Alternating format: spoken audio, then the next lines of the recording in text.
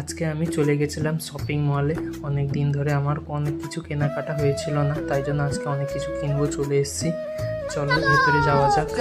ভেতরে এসে কি কি আমার পছন্দ হয় তোমাদেরও দেখাবো।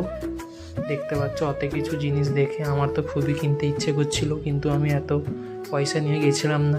এখন ঠান্ডা পড়ে গেছে জানো সবাই।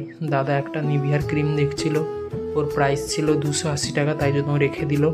আমি একটা পারফিউম দেখছিলাম, পারফিউমটা খুবই ভালো ছিল, এর প্রাইস ছিল 600 টাকা। আমি সেটাকেও দেখে রেখে দিয়েছি।